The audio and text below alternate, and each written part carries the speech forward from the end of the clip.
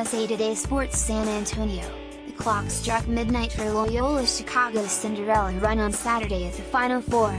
The 11th-seeded Ramblers led by double digits in the first half and were countering Michigan's momentum surges early in the second half.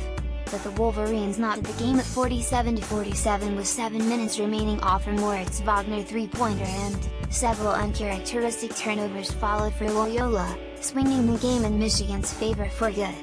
Here's a look at the biggest factors that decided the game in Michigan's 69-57 win on Saturday.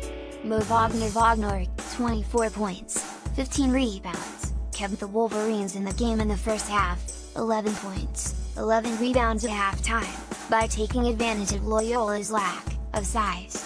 The entire game, Wagner made Loyola coach Porter Moser pay whenever he tried to go small and take big man Cameron Krutwig, 17 points, out of the game, scoring a second chance back it off an offensive rebound or controlling the paint.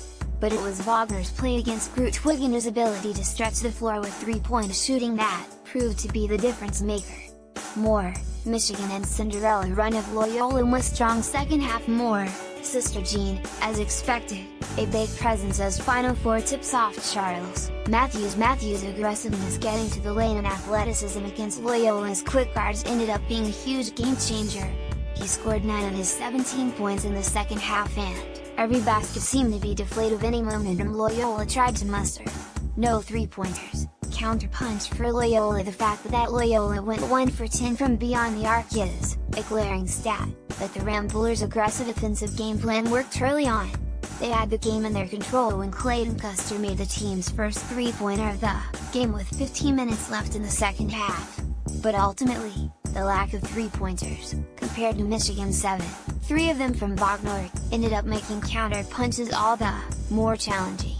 And, ultimately, that's what decided the game.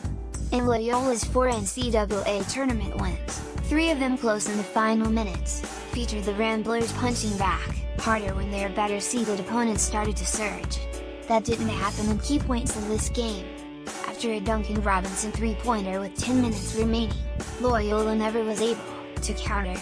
The only starter, Krutwig, who hadn't played hero for the Ramblers, was impressive offensively with an array of old-school post moves that helped Loyola in key situations. But, even Krutwig faltered against Michigan's stout defense, turning the ball over on a much-needed possession late. And Coach John Beilein's game plan of making Loyola beat the Wolverines inside, while looking to be ineffective early, ultimately helped the power team take down the giant killer.